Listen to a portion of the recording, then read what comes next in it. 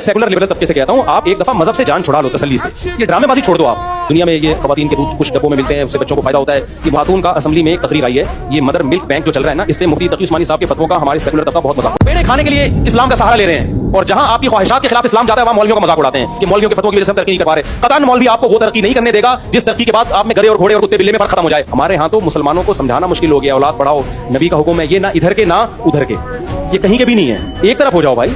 मैं आपको एक मिसाल देता हूं, अभी एक खातून का असेंबली में एक तकरीर आई है, ये मदर मिल्क बैंक जो चल रहा है ना, इससे मुफ्ती तकी उस्मानी साहब के फतवों का हमारे सेकुलर तबका बहुत मजाक उड़ा रहा है। हजरत मुफ्ती तकी उस्मानी साहब ने फतवा दिया है ना कि ये मदर मिल्क बैंक हराम है, इस्लाम में जायज नहीं है, तो इस फतवे का लिबरल और सेकुलर तबका बहुत ज्यादा मजाक उड़ा रहा है और कह रहे हैं तकी उस्मानिया से बुरे अल्फाज से याद कर रहे हैं कि ये मौलवी कभी भी मुल्क को तरक्की करने नहीं देंगे। इस तरह के अल्फाज हैं उनके, ये मौलवी मुल्क को तरक्की नहीं, भाई ये बच्चों को फायदा हो रहा है, पूरी दुनिया में ये खवातीन के दूध कुछ डब्बों में मिलते हैं, उससे बच्चों को फायदा होता है। ये मौलवी हमेशा फतवे देके आपको तरक्की में पीछे कर देते हैं, बहुत मजाक उड़ाया जा रहा है। हालांकि मुफ्ती तकी उस्मानी साहब ने ये कहा है कि हम दूध पिलाने के खिलाफ नहीं है, इससे जो रिश्तों में कंफ्यूजन पैदा होगी पहले उसको हल करें, आप उसको हल करें। नादरा के पास अगर इतना मजबूत रिकॉर्ड है कि किसका दूध किस बच्चे को पिलाया गया, पूरा पूरा रिकॉर्ड रखते हो, तो हमें कोई एतराज नहीं है। हम दूध पिलाने के खिलाफ नहीं है, हम इसके खिलाफ हैं कि आपके पास कोई सिस्टम है, जब तक नहीं है तो फिर नहीं है, फिर जायज नहीं है। तो हमारा सेकुलर तबका पता है क्या कह रहा है, ये मुफ्तियों के फतवों से हमेशा इससे जान छुड़ाओ, ये ना इधर के ना उधर के। मैं सेकुलर लिबरल तबके से कहता हूं, आप एक दफा मजहब से जान छुड़ा लो तसल्ली से। ये ड्रामेबाजी छोड़ दो आप। अंग्रेज मुनाफिक नहीं है, उसने जब मजहब को अपनी सोसाइटी से निकाला तो बिल्कुल निकाल दिया उसने। उसकी नजर में निकाह में जिना में कोई फर्क बोलो नहीं है। आप क्यों ड्रामेबाजी कर रहे हो यार? जनाजे भी आप पढ़वा रहे हो, मुसलमानों के कब्रिस्तान में भी आप दफन हो रहे हो, और आप जो है निकाह के भी कायल हो। आप जिना बोलो, ये निकाह मौलवियों की बनाई हुई टेंशन है, कोई निकाह भी का नहीं होना चाहिए। सारे गधे घोड़े कुत्ते बिल्लों की तरह जिंदगी गुजारो, एक तरफ हो जाओ आप। अंग्रेज कहता है मादी तरक्की मादी तरक्की मादी तरक्की, वो कहता है मजहब का सोसाइटी में कोई हिस्सा नहीं है, निजी मामला है, जिसने मजहब पे चलना है चले, हमें उससे कोई लेन देन नहीं। लेकिन उसने एक चीज को फोकस किया, वो क्या है? तरक्की। आप एक ही चीज को फिर फोकस करो, आप बोलो हमने भी चांद पे पहुंचना है, मरीख पे पहुंचना है, हमें अब इससे कोई गरज नहीं है कि बच्चा माँ की कदमों में जन्नत तलाश करे, बाग पे कदमों में जन्नत तलाश करे। अंग्रेजों को इससे कोई गरज है? बोलो ना।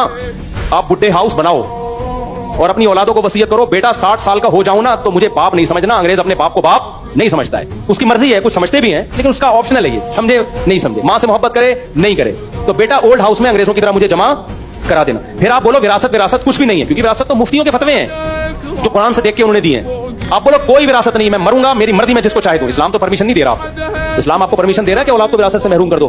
बोलो ना।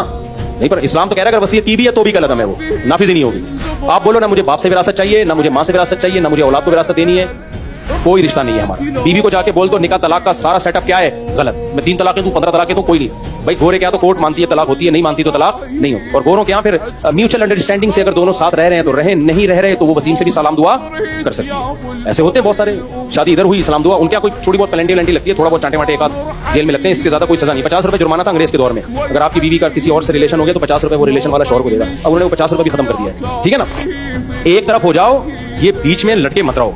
अगर मजहब को फॉलो करना है ना तो फिर प्रॉपर फॉलो करो, मुफ्तियों के फतवों को फिर मानना पड़ेगा।